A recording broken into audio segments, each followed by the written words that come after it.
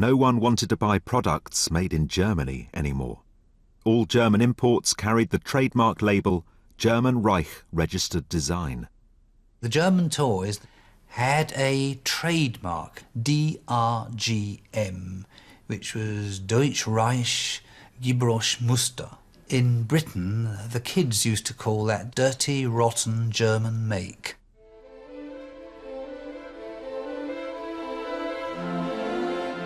With a diminished client base and expensive unsold stock, Basset-Lowke rallied.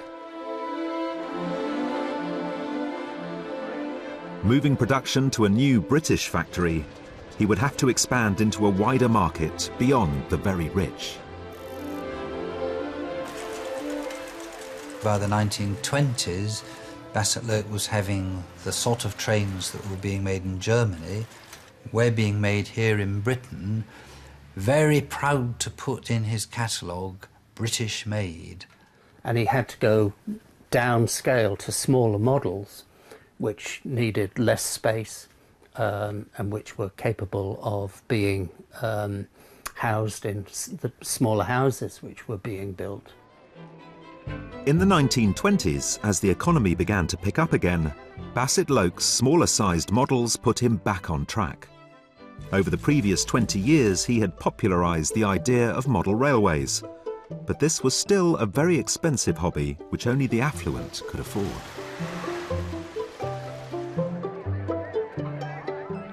But there was a large potential market that had barely been touched. Basset-Lowke considered his products to be models for discerning adults rather than children's toys. For them to become a boy's own favourite took a man that became famous for his toy trains, Frank Hornby. A compulsive inventor, in 1901 Hornby had created a design that changed the toy industry forever. Called Meccano, it made him very rich. It was touch and go to start with, but he succeeded, and by 1916 he was able to publish a little handy pocket book of how he'd made his first million, and a million really was a million in 1916. As German toy makers were frozen out after the war, Frank Hornby saw an opportunity for a new toy which was entertaining and educational. He would mass-produce toy train sets for middle-class children. June 1920 he launched his first model railway, toy railway set, and it really was a toy railway, not a model railway.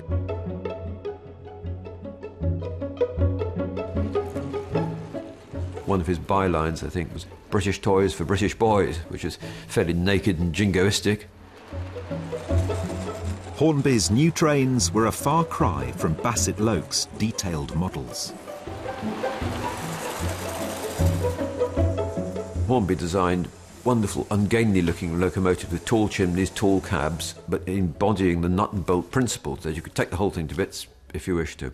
And indeed, when you opened the lid of the box, it showed you all the components that you could fit together or lose, depending how you felt inclined. And it was a huge success. He, by all accounts, was a very jolly and jovial father. There are stories about their Christmas parties at home where everyone would have to rush upstairs to see his latest invention. They'd crowd into the bathroom to see, a submarine that he'd invented, and his niece kind of told a story of one time she was actually thrown into the bath in the excitement. The submarine sank, but it was this kind of feeling of he was a constant inventor. He was constantly trying out new toys and new marketing ploys. Hornby was one of the first businessmen to target children using sophisticated advertising and branding techniques, which he applied to his new train venture. His genius for manufacturing and emphasizing detail, and also for marketing and promoting, really drove the product. The Meccano principle he applied to trains, which was that the quality would be second to none, but you would never be complete in your kit. You could always expand it, it could always be developed. Here's a railway on which nobody ever rides. It's a perfect system, yet the trains carry no passengers, nor the barges goods. The railway is the result of really amazing skill and untiring patience. And it's only these that have made this boy's school dream come true. It's this kind of dedication and a love of accuracy which is so important to modellers. I started it in 1994, so that gives you an indication. And I suppose it was finished to a reasonable standard in about 2005, so about 10 years. Buildings are the thieves of time, especially when they're done like this. I mean, each stone is carved and painted one at a time, as it were, and that does take a long time. Ian Rice has been making model trains since he was 3 years old. Used to make everything out of toilet rolls. And you can make a good model train out of a toilet roll, yes. And slice the toilet roll for the wheels, toilet roll for the boiler, flatten the toilet roll out to make the cab, yes, it was... that's how I started. I suppose making a model is a way of encapsulating an experience. So, you know, you couldn't bring a real train home, but you could have a model. Making models, I mean, it's basic creative urge, really. Make something. First thing you've got to do, obviously, is to analyse what you're trying to make a model of in terms of its components. You've then got to measure and mark out the components. You've then got to cut it out. You then have to shape materials, so you've got to learn how to form curves, form bends. Then you think, well, maybe I need to heat this bit of metal to bend it, and so you're going to know how hot to get it. So there's lots of fun and trial and error and experiment. It's essentially a pointless activity. It's not going to get anyone a meal on their table for tomorrow morning or save someone's life, but it might save someone's sanity.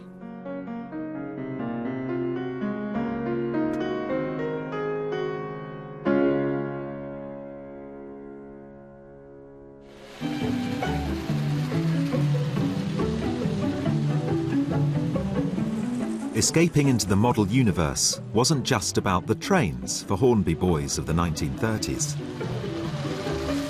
Hornby Publications offered another world of boys' own adventure, with articles on engineering, as well as the latest engines.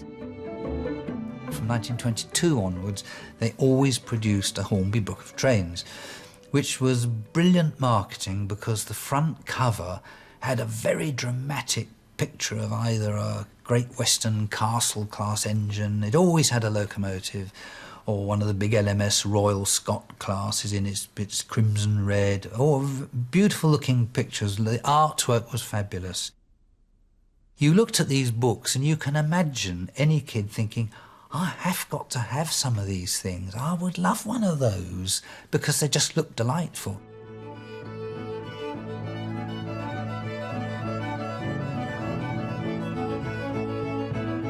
The world that you see in Hornby is a particular kind of world. It's a world for boys in short trousers whose heads are full of engineering detail, who know the names of the locomotives and the great train lines of the world. Their heads are chock full of batting averages and technical details, and they share this with their fathers, their pipe-smoking dads, and it's a real sense of childhood as a separate and particular world, but a world that these boys will grow from and take all of the values that they've learned about engineering and about science and technology. And it had these principles. It was producing the right kind of chap. Underneath all the brightly coloured advertising was a pricing hierarchy that appealed to a middle-class sense of one-upmanship. If you look at the adverts of the time, that the reversing ones are being sold to middle class, and the unreversing ones are being sold to lower middle class. So beginning of very subtle marketing campaigns aimed at a segmented market. But there were other potential costs, such as health dangers. When the electrics came in, it wasn't long before you were plugging them direct into the mains, and these things were horrendously dangerous. If you got a short circuit or the train derailed, Consequently, you had the full voltage now going through the track, and there were cartoons of cats leaping off children's model railways. And again, health and safety, I think they would have danced to Can-Can. Key to Hornby's success was trading on the relationship between fathers and sons. Some of the Hornby adverts from the 30s through to the 50s are fascinating representations of fathers and their sons. So on the one hand, there's a very formal element to these images. Dad is usually in his suit and tie, so we imagine that maybe Dad has just come home from work. This is reinforced by the representation of the boy, who is often shown in a blazer and a tie, a little mini-me of Dad. He's probably just come home from school. What we have here is a marketing for father and son togetherness. You know, as soon as you get home, that's how thrilling model railways are. You don't get changed out of your school or your work clothes. You sit down immediately with your dad and engage in, running some locomotives. For earlier generations where fathers weren't particularly maybe encouraged to show an interest in their kids, it was something that they could both do together, and it was something that the dads felt comfortable with because it was engineering and it was technical.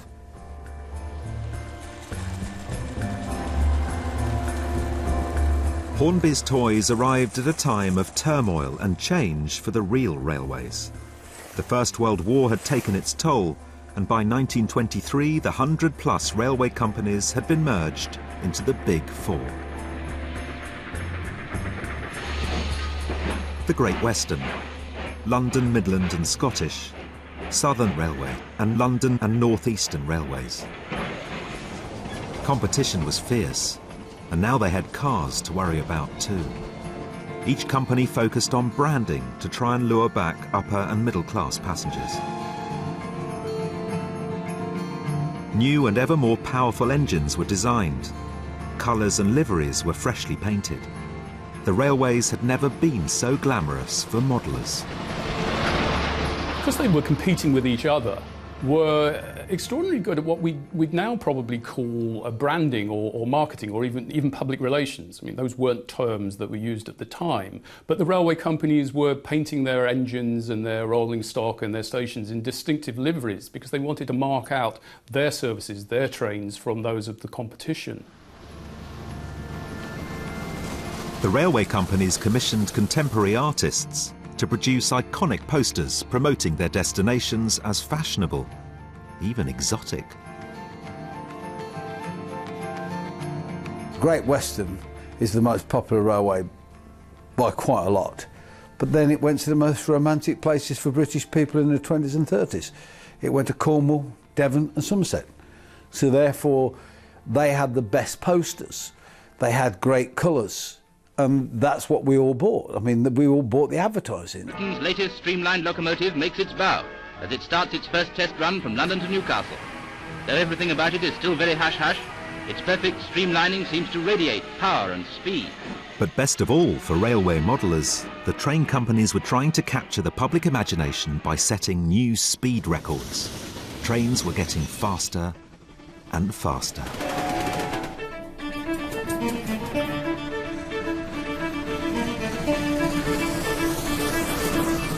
Mallard, on one special occasion, did 126 miles per hour. This was all very, very important for the railway's publicity machine. So it's not surprising that model companies, Hornby is a really good example, make models of these famous locomotives almost before they're off the real-life production line. These are popular models. They tie in with the railway's marketing campaigns.